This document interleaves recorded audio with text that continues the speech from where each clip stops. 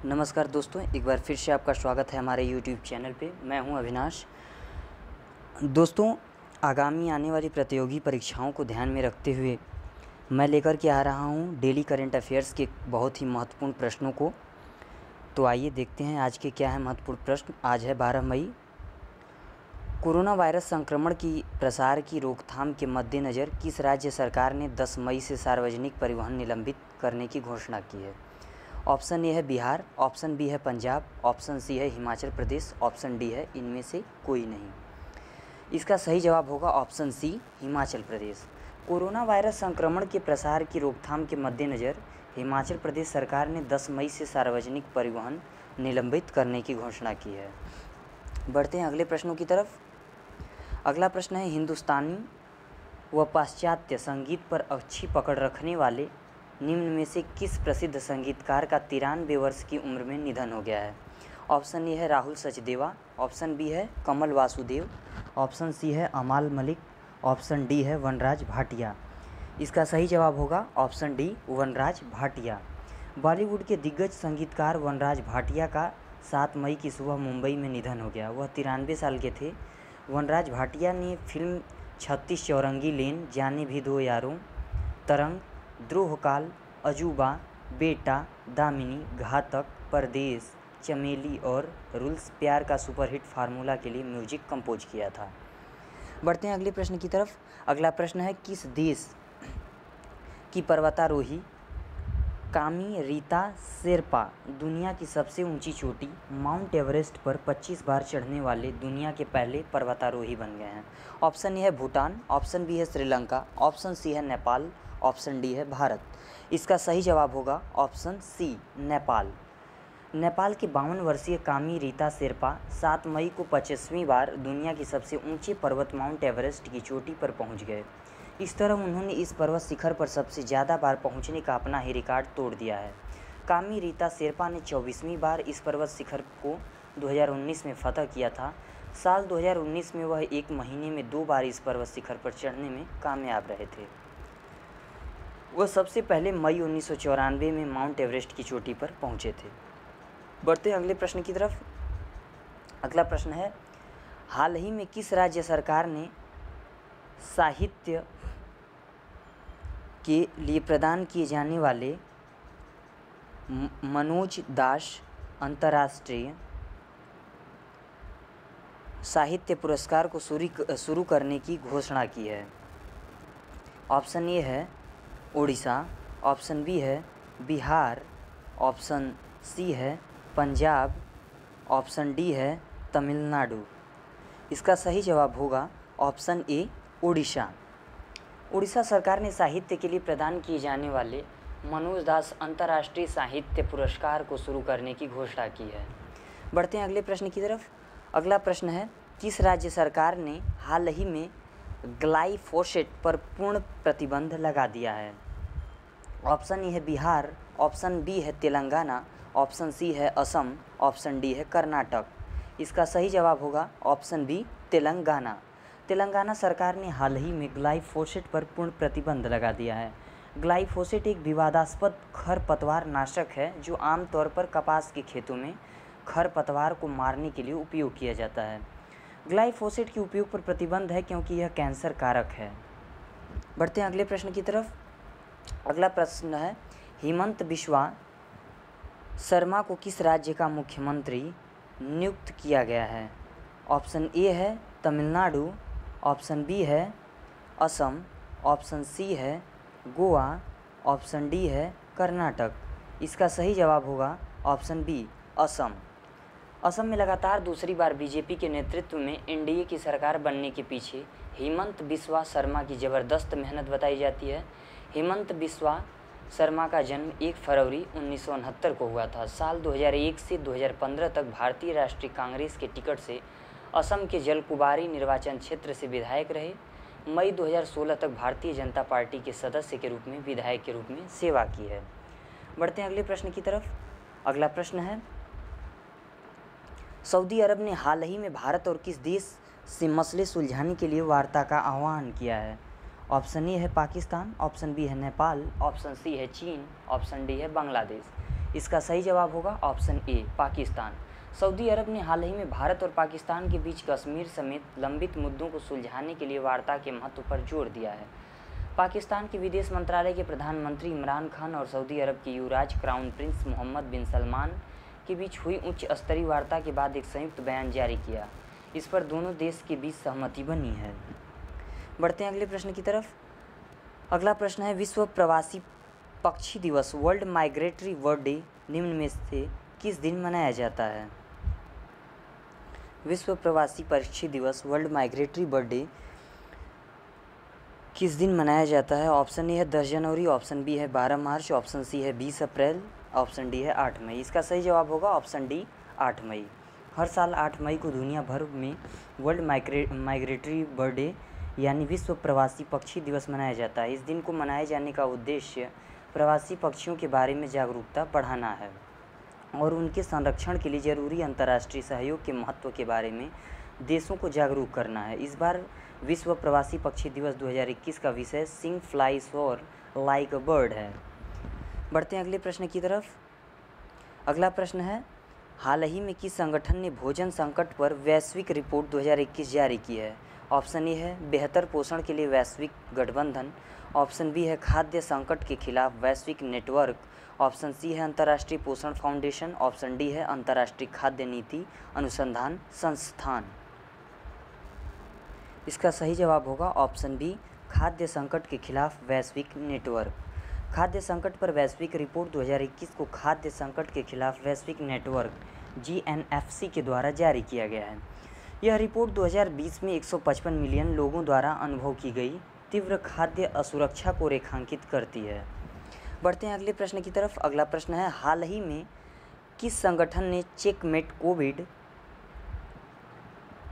पहल की शुरुआत की है? ऑप्शन ए है अंतर्राष्ट्रीय शतरंज महासंघ फाइड, ऑप्शन बी है अखिल भारतीय शतरंज महासंघ, ऑप्शन सी है तमिलनाडु राज्य शतरंज महासंघ, ऑप्शन डी है अंतर्राष्ट्रीय पत्राचार शतरंज संघ। इसका सही जवाब है ऑप्शन बी अखिल भारतीय शतरंज महासंघ। महामारी से प्रभावित शतरंज समुदाय को सहायता प्रदान करने के लिए अखिल भारतीय शतरंज महासंघ AICF द्वारा चेकमेट कोविड पहल की शुरू की गई है। पहल के हिस्से के रूप में AICF वित्तीय सहायता प्रदान करेगा। बढ़ते हैं अगले प्रश्न की तरफ। अगला प्रश्न है जर्मनी की फुटबॉल लीग बुंदेसलीगा के खिताब पर बायरन म्यूनिख ने हाल ही में लगातार कौन सी बार कब्जा किया है? ऑप्शन ए है 5वीं बार, ऑप्शन बी है 7वीं बार, ऑप्शन सी है 9वीं बार, ऑप्शन डी है 12वीं बार। इसका सही जवाब होगा ऑप्शन सी 9वीं बार। जर्मनी की फुटबॉल लीग बुंदेसलीगा के खिताब पर बायरन म्यूनिख ने हाल ही में लगातार 9वीं बार और 31वीं बार यह खिताब जीता है। म्यूनिख 2012 से लगातार खिताब पर कब्जा कर रही है। इस खिताब को FC नुनबर्ग ने 8 बार अपने नाम किया है। बढ़ते हैं अगले प्रश्न की तरफ। अगला प्रश्न है पाकिस्तानी मूल के 51 वर्षीय ब्रिटिश नागरिक सादिक खान को हाल ही में कौन सी बार लंदन के मेयर के पद पर चुना गया है? ऑप्शन ए है पहली बार, ऑप्शन बी है दूसरी बार, ऑप्शन सी है तीसरी बार, ऑप्शन डी है चौथी बार। इसका सही जवाब होगा ऑप्शन बी दूसरी बार। बढ़ते हैं अगले प्रश्न की तरफ। अगला प्रश्न है नासा के रोवर परसेवरेंस रोवर ने हाल ही में किस ग्रह पर इंजेन्युटी हेलीकॉप्टर की उड़ान रिकॉर्ड की है? ऑप्शन ए है बुध ग्रह, ऑप्शन बी है मंगल ग्रह, ऑप्शन सी है शुक्र ग्रह, ऑप्शन डी है शनि ग्रह। इसका सही जवाब होगा ऑप्शन बी मंगल ग्रह। नासा के रोवर परसेवरेंस रोवर ने हाल ही में मंगल पर से इंजेन्युटी हेलीकॉप्टर की उड़ान रिकॉर्ड की है। इस रिकॉर्डिंग में जेजेरो क्रेटर में बहने वाली हवाओं की तस्वीर भी सामने आई है। बढ़ते हैं अगले प्रश्न की तरफ। अगला प्रश्न है हाल ही में महिला सैन्य पुलिस का कौन सा बैच भारतीय सेना में शामिल किया गया है? ऑप्शन ए है पहला, ऑप्शन बी है दूसरा, ऑप्शन सी है तीसरा, ऑप्शन डी है चौथा। इसका सही जवाब होगा ऑप्शन ए पहला। हाल ही में बेंगलुरु में course of military police centre में एंड स्कूल ने द्रोणाचार्य परेड ग्राउंड के दौरान महिला सैन्य पुलिस का पहला बैच भारतीय सेना में शामिल किया गया है। इस महिला सैन्य पुलिस बैच में 83 महिला शामिल हैं। बढ़ते हैं अगले प्रश्न की तरफ। अगला प्रश्न है मुकेश अंबानी की रिलायंस रिटेल हाल ही में विश्व में सबसे तेज़ी से बढ़ने वाली कौन सी रिटेल कंपनी बन गई है? ऑप्शन ए है पहली, ऑप्शन बी है दूसरी, ऑप्शन सी है तीसरी, ऑप्शन डी है चौथी। इसका सही जवाब है ऑप्शन बी दूसरी। कि हाल ही में जारी global retail power houses 2021 report के मुताबिक मुकेश अंबानी की रिलायंस रिटेल हाल ही में विश्व में सबसे तेज़ी से बढ़ने वाली दूसरी रिटेल कंपनी बन गई है। बढ़ते हैं अगले प्रश्न की तरफ। अगला प्रश्न है, निम्नलिखित में से किस देश की सीमा कैस्पियन सागर से नहीं लगती है जहां लुप्तप्राय सील मृत पाए गए हैं? ऑप्शन ए है जॉर्जिया, ऑप्शन बी है कजाकिस्तान, ऑप्शन सी है रूस, ऑप्शन डी है अजरबैजान। इसका सही जवाब होगा ऑप्शन ए जॉर्जिया। जॉर्जिया की सीमा कैस्पियन सागर से नहीं लगती है। बाकी ये जो तीनों हैं, कजाकिस्तान, रूस, अजरबैजान, इनकी सीमा लगती है। और साथ ही ईरान एक देश है, रूस है और तुर्कमेनिस्तान है, इनकी सीमाएं कैस्पियन सागर से लगती हैं। यहाँ पर कैस्पियन सागर में तेल और कैवियर मछली के अंडे का उद्योग के लिए जाना जाता है। यहाँ पे यूराल नदी, वोल्गा नदी और टेरिक नदी इसके कैस्पियन सागर के अंतर्वाह स्रोतों में जानी जाती हैं। अभी ये हाल ही में खबरों में था क्योंकि कैस्पियन सागर के तट पर बहकर की 170 मृत सील पाए गए हैं, जो कि खबरों में था। तो इसलिए इस प्रश्न यहाँ से बन रहा है कि कैस्पियन सागर से किस देश की सीमा नहीं लगती है। तो इसका सही जवाब है जॉर्जिया, ऑप्शन ए। बढ़ते हैं अगले प्रश्न की तरफ। अगला प्रश्न है, थाणे क्रीक फ्लेमिंगो अभयारण्य किस प्रकार का अभयारण्य है? ऑप्शन ए है हाथी अभयारण्य, ऑप्शन बी है पशु अभयारण्य, ऑप्शन सी है समुद्री अभयारण्य, ऑप्शन डी है पक्षी अभयारण्य। ये भी हाल ही में खबरों में था। तो इसका सही जवाब होगा ऑप्शन सी समुद्री अभयारण्य। थाणे क्रीक फ्लेमिंगो अभयारण्य एक समुद्री अभयारण्य है। यह मालवड़ अभयारण्य के बाद महाराष्ट्र का दूसरा समुद्री अभयारण्य है। हाल ही में पर्यावरण, वन और जलवायु परिवर्तन मंत्रालय द्वारा थाणे क्रीक फ्लेमिंगो अभयारण्य TCFS महाराष्ट्र के आसपास 48.32 वर्ग किलोमीटर क्षेत्र को पर्यावरण संवेदी क्षेत्र के रूप में घोषित किया गया है। बढ़ते हैं अगले प्रश्न की तरफ। अगला प्रश्न है, किस संगठन ने वैश्विक मीथेन मूल्यांकन जारी किया है? ऑप्शन ए है rain forest action network, option B है green climate and fund, option C है the climate reality project, option D है climate and clean air coalition. इसका सही जवाब होगा option D climate and clean air coalition. बढ़ते हैं अगले प्रश्न की तरफ। अगला प्रश्न है, विश्व प्रवासी पक्षी दिवस 2021 का विषय क्या था? इसका सही जवाब होगा ऑप्शन ए सिंग फ्लाई सोर लाइक अ बर्ड। ये प्रश्न हो चुका था, तो इसको एक बार रिपीट कर देते हैं क्योंकि विश्व प्रवासी पक्षी दिवस 2021 का जो विषय था सिंग फ्लाई सोर लाइक अ बर्ड, यह दिवस प्रतिवर्ष मई और अक्टूबर के दूसरे शनिवार को मनाया जाता है। यह ध्यान देने योग्य बातें हैं कि विश्व प्रवासी पक्षी दिवस यह मई माह के प्रतिवर्ष मई और अक्टूबर के दूसरे शनिवार को मनाया जाता है। इस दिन का उपयोग प्रवासी पक्षियों के बारे में जागरूकता बढ़ाने के लिए किया जाता है। बढ़ते हैं अगले प्रश्न की तरफ। अगला प्रश्न है, द्वितीय विनियमन समीक्षा प्राधिकारी RRA 2.0 की सहायता करने के लिए गठित परामर्शदात्री समूह के अध्यक्ष कौन हैं? ऑप्शन ए है मोनिका कालिया, S जानकी रमण, ऑप्शन सी है स्वरूप दासगुप्ता, ऑप्शन डी है M कार्तिकेयन। इसका सही जवाब होगा ऑप्शन बी S जानकी रमण। बढ़ते हैं अगले प्रश्न की तरफ। अगला प्रश्न है, हाल ही में खबरों में रहा कौन सा रोग संक्रमण म्यूकोरमाइकोसिस के नाम से जाना जाता है? ऑप्शन ए है ल्यूपस, ऑप्शन बी है ब्लैक फंगस, ऑप्शन सी है मधुमेह, ऑप्शन डी है रूमेटाइड अर्थराइटिस। इसका सही जवाब होगा option B black fungus. Black fungus को म्यूकोरमाइकोसिस के नाम से जाना जाता है तथा यह ऐसे लोगों को प्रभावित करता है जो मधुमेह से पीड़ित हैं, जिनके रक्त में शर्करा का उच्च स्तर है।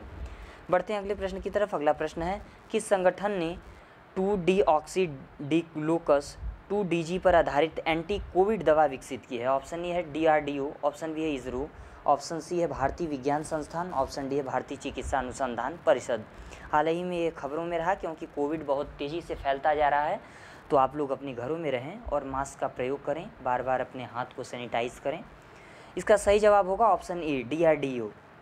DRDO ने ये डीऑक्सीडिग्लूकोज 2DG यह विकसित किया है। बढ़ते हैं अगले प्रश्न की तरफ। अगला प्रश्न है, तीसरी आर्कटिक विज्ञान मंत्री स्तरीय बैठक का आयोजन कौन सा देश कर रहा है?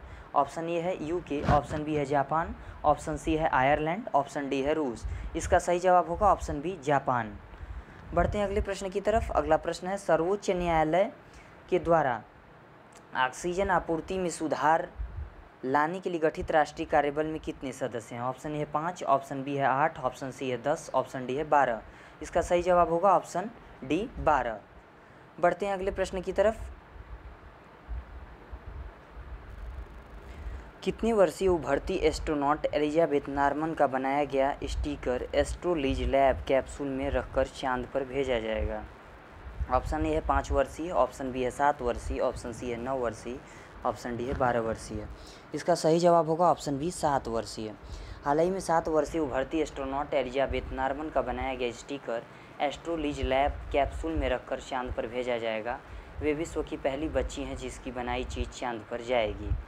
बढ़ते हैं अगले प्रश्न की तरफ। अगला प्रश्न है, इनमें से कौन सी भारतीय क्रिकेटर कोरोना वैक्सीन लगवाने वाली पहली महिला खिलाड़ी बन गई हैं?